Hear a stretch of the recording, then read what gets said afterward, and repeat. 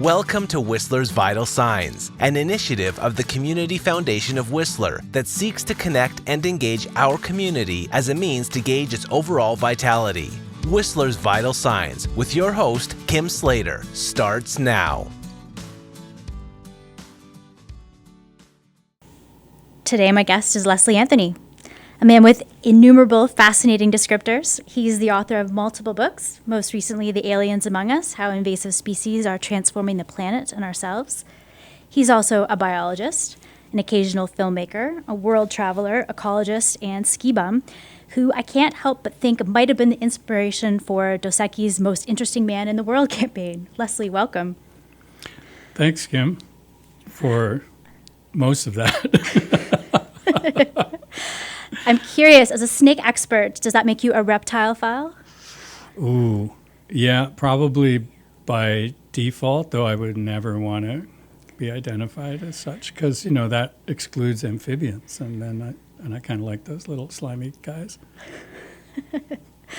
Well, today we're going to chat about the Vital Cafe you co-hosted with Christina Swearhern of the Whistler Naturalists this past January, titled Thinking Like a Mountain. The title, of course, is a nod to the famous conservationist and essayist Aldo Leopold, who penned an essay by the same name in the Sand Country Almanac. What do you think Leopold meant by thinking like a mountain? Well, he, of course, didn't mean that mountains think, per se, but it was a nice allusion to the ecological situation that he identified, even back then, in which we were removing elements of an ecosystem, right, left, and center, as settlers, as industrialists, as clearers of the land, of people trying to, ranch and these kinds of things. And so I think that the salient line in his essay was something to do with much as a herd of deer lives in fear of its wolves, a mountain lives in fear of its deer. And it was just a simple idea that once you remove the wolves from the ecosystem, the wolves that are controlling the deer, keeping the deer at a constant number that works within all of the integrated parts of the ecosystem, you take the wolves out, the deer go nuts, and they browse everything down and throw the ecosystem out of balance, and suddenly the mountain is all kind of teary-eyed. I think it was kind of anthropomorphized almost in a way, because part of his essay was like his voice. Then he, I think, switched to the mountain's voice, the kind of, oh, woe is me, look what's going on me kind of thing. Yeah, so essentially, thinking like a mountain alludes to keeping in mind that you can't just willy-nilly pull bits and pieces out of an ecosystem and expect it to all kind of hold together. It's like a great web, right? And if you pull on one strand, then it has implications for the rest of the web. Exactly. Yeah. It will always pull on something that's connected to it that you don't see or that you're not aware of. And so at the Vital Cafe, what did mountain thinking evoke? Amongst the participants? Yeah. Well, I think a few people kind of got that idea of that it was an illusion. Other people were a little bit confused. And but basically everybody sort of embraced the idea that we need to be a little more proactive and a little more careful about the things that we do as human beings and the effects that those things have long-term, in particular, on ecosystems. So if it put people in the mindset of wondering what they were maybe doing or the things that they were participating in that might have knock-on effects to the environment, then that was part of the exercise. And I didn't really see all of the material that was gathered at the discussion table. So I would have loved in a way to kind of understand like what that idea precipitated amongst all these very different individuals. Because, every time a bunch of different humans hear something, they have a bunch of different reactions, and it makes them think of different things. Of course. Yeah, I think we had a nice cross-section at the cafe in terms of business owners and locals, as well as people who are probably newcomers to town. And in thinking about mountain thinking, can we also call that ecological thinking? Is that the same thing? The same thing as ecological thinking is the same thing as what? As mountain thinking like a mountain? Yeah, more or less. I mean, it's a metaphorical, It's metaphorical, way of saying it. So, yeah, I think that's kind of what was good. I think people essentially thought that, okay, like this is a way to describe how to approach a problem.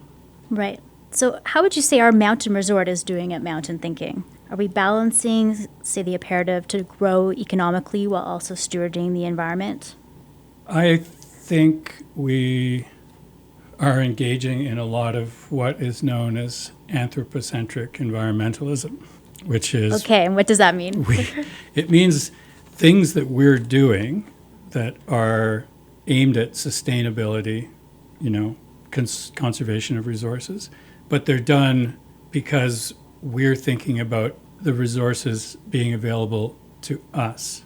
Oh, if we don't recycle this stuff, we'll run out of this. Oh, if we don't take better care of this, then we won't have this to use. But we don't think about the ecosystem's needs. So we're doing a lot of things that are all very valid and very good because they're going to have a positive effect on ecosystems, but they're not couched in ecosystem thinking. They're Right, you couched might in say resource we have thinking. we see nature as having an instrumental value. It's a means to an end, not having an intrinsic value where it has value in and of itself as Precisely. living beings who maybe are not human, but we share a home and a future with. Yeah, and it's not the case that nobody is thinking about that kind of thing, because certain people are.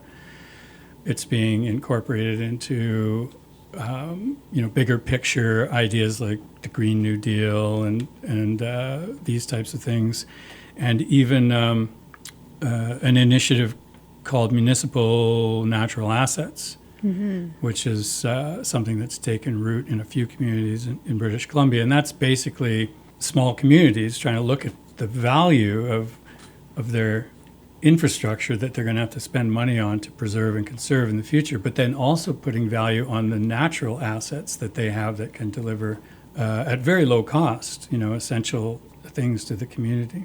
And that's kind of cool to think about if that type of thing got a wider acceptance or wider play, and that people actually were looking at natural assets and natural capital are kind of the same thing, but it's like, unfortunately, using our economic system as an example, right, we're moving the terms around because everyone can think of assets and capital in the money sense, but basically like trying to not monetize this stuff, but value it, intrinsically value it to us, let us know how valuable parts of the ecosystem are, wetlands, forests, all of which contribute to community well-being.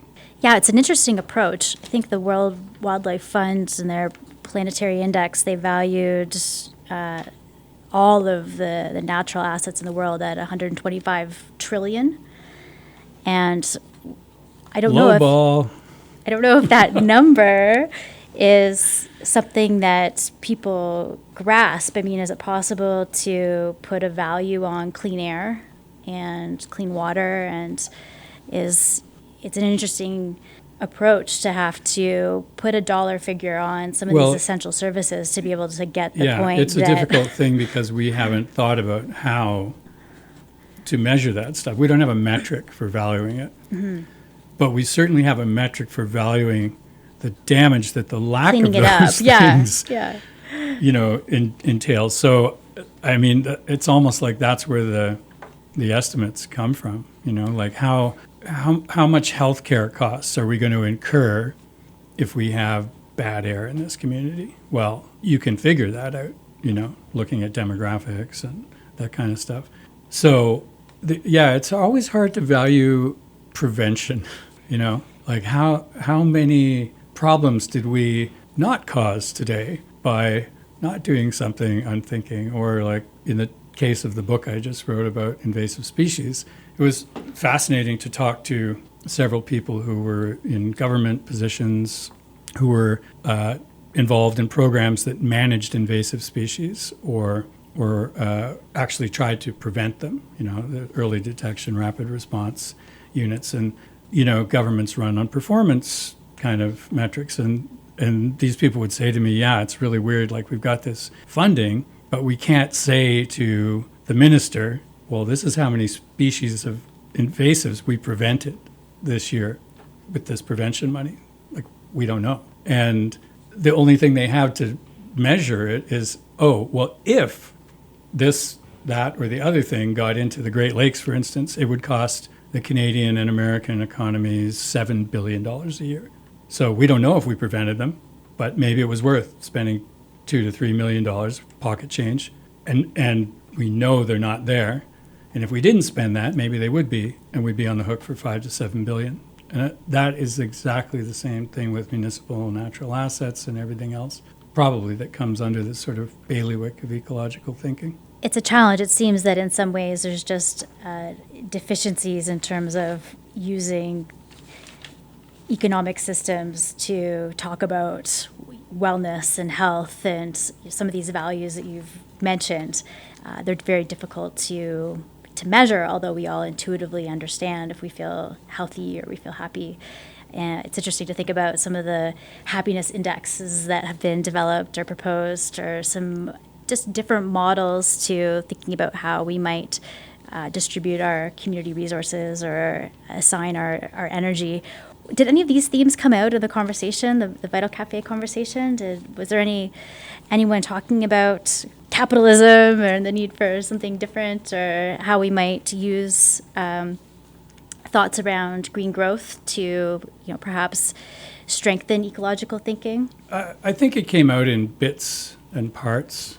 I don't think it was, an overarching theme. I think people's knee-jerk reaction was to retreat to ideas of things that they were doing in their own lives, or that they had been exposed to or were in the news, or along those types of lines. Because as soon as you get into these discussions of green growth or sustainability or whatnot, you're opening the can of worms of the questions of, do we even need growth? It's one thing to greenwash something that we're doing.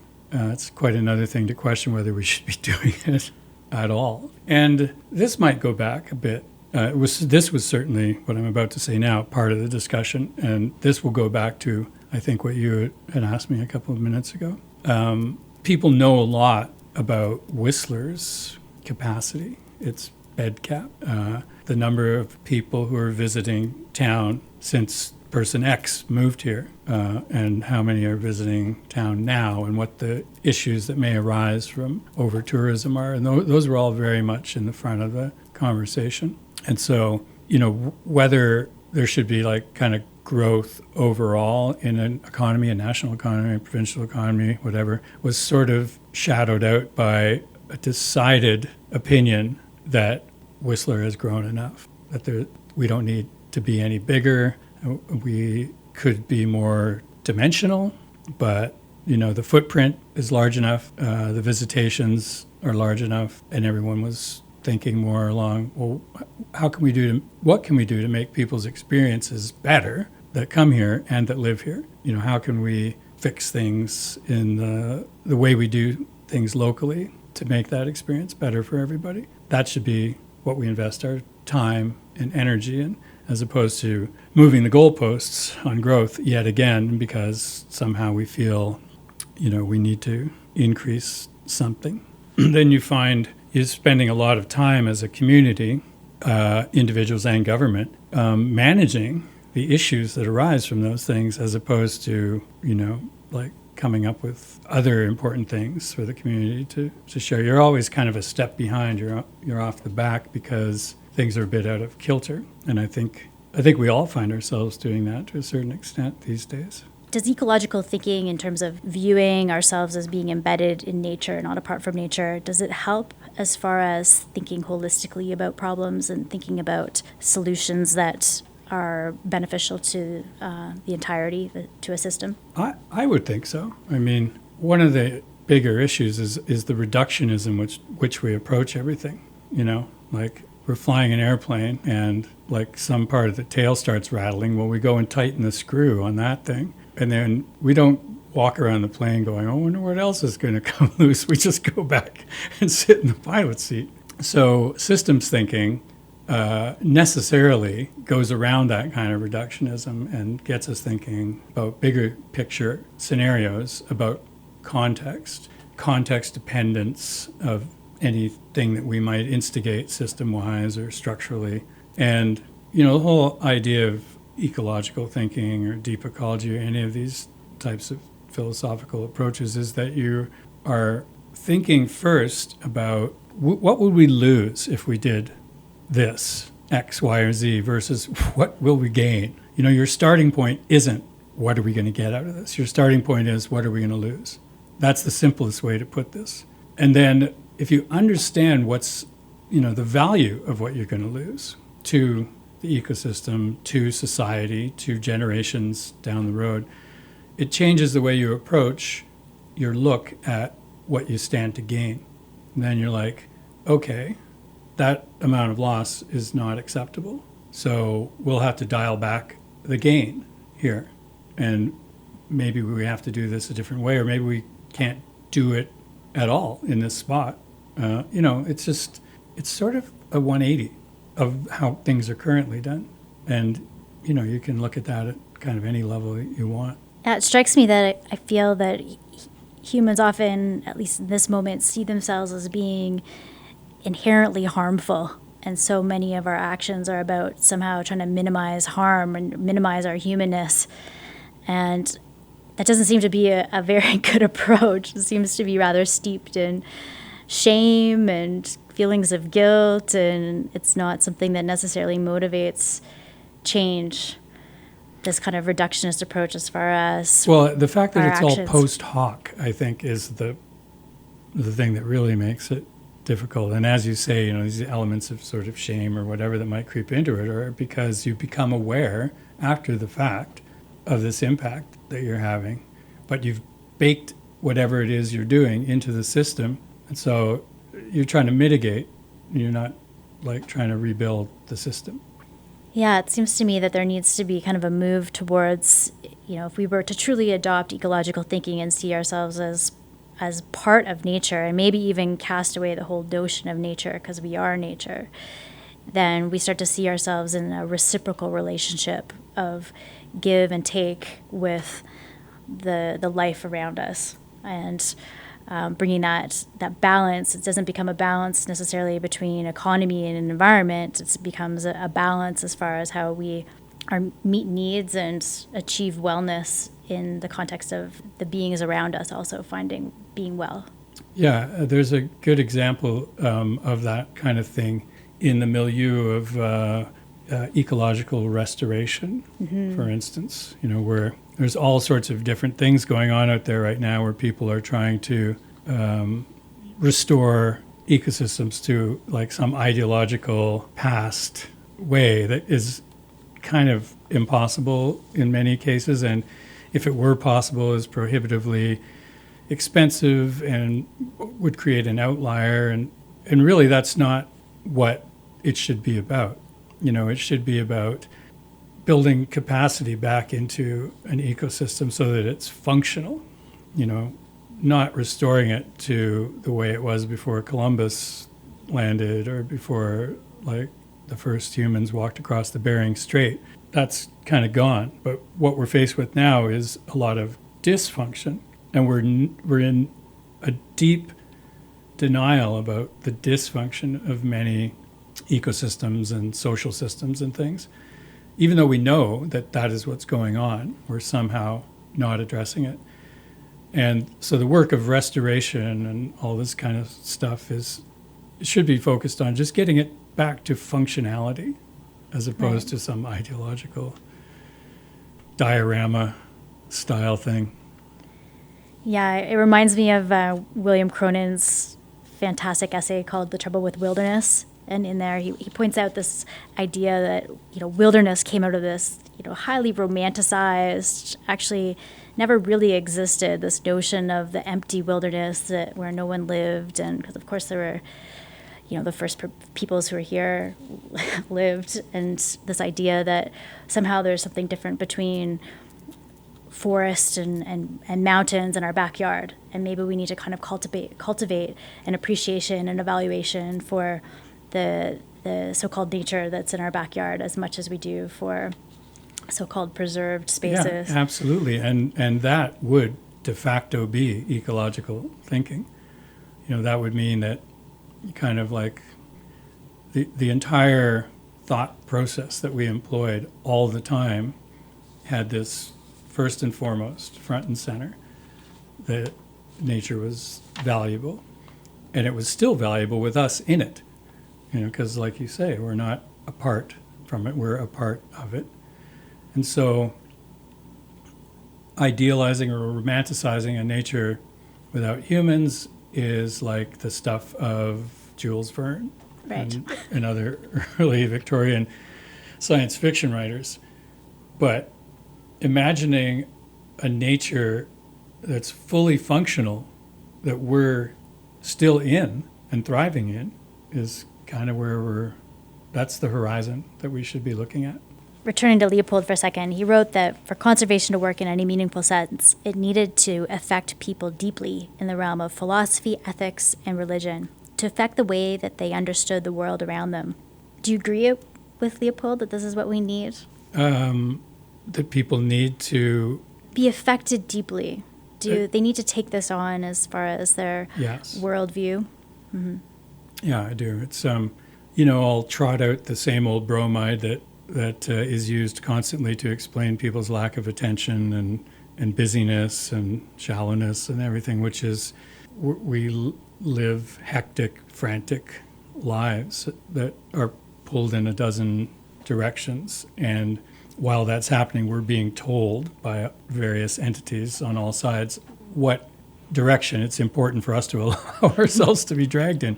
So it's less about us choosing to think deeply about things these days, because we have so much other material that is commanding our attention. So even back then, for him to make that observation or to understand, it's the classic you will only act to save something you love kind of situation. So in order to love something, you kind of have to know it. You have to understand it. And we have a lot of parts of our civilization that are just kind of floating around on the surface of that pool at the moment and not taking a breath and going under to see what's in that water. Every person knows something that they've been deeply affected by or why they've been deeply affected by it, whether it's a family situation or a job thing or even, a song. And so we all know that we're capable of that kind of connection, a visceral connection to something. But it's kind of, in a way, up to us to make that decision, and in a way up to the structural levels of society to present those opportunities. And so I think that's where we can take what Leopold said into the modern realm and be like, yeah, we need educators that are operating from this point of view, so that people are steeped in this way of thinking as opposed to coming to it on their own. Like, oh, I was reading this thing in the library and I just had this cathartic moment because I realized yada, yada, yada. But no, you should grow up thinking that. Yeah, that would be the ideal for sure. It seems that, if I heard you right, you're saying that there's the potential for connection, but that perhaps we're just distracted. There's these things that are pulling us away from focusing or to just kind of realize that there's this whole world that we could be connecting to and allowing to steer our decisions in our daily lives. Is that right? Yeah. So is I'd it say love? You've done a good summary job there. Is it love that motivates you to persevere in the work that you do on the biology and conservation front, or is it a sense of deep fear? Yeah, I think it is. Yeah. I don't think I would have, as an 8-year-old kid, grubbing around in the backyard with my grasshoppers and toads, concluded that. But looking back, understanding yourself and the things that piqued your interest when you were younger, and I would say it fits very much with that whole idea of, you develop a kind of a love. All right, I'm going to leave it there. Thanks so much for your time today, Leslie. So much to ponder as we work and play in this mountain paradise. If you've enjoyed this podcast, you can visit the Community Foundation of Whistler at www.whistlerfoundation.com or to review the blog from the original Vital Signs Cafe. And like all good things, this edition of Whistler's Vital Signs has come to an end. Please be sure to turn on your notifications and join us for our next installment. Whistler's Vital Signs is a podcast series developed to help distribute the facts and findings as contained in the annual Vital Signs Whistler Report and related programs. For more information on Whistler's Vital Signs, please visit the Community Foundation of Whistler online at whistlerfoundation.com. Whistler's Vital Signs podcasts are brought to you by the Vancouver Foundation, the Community Foundation of Whistler, and 101.5 Whistler FM.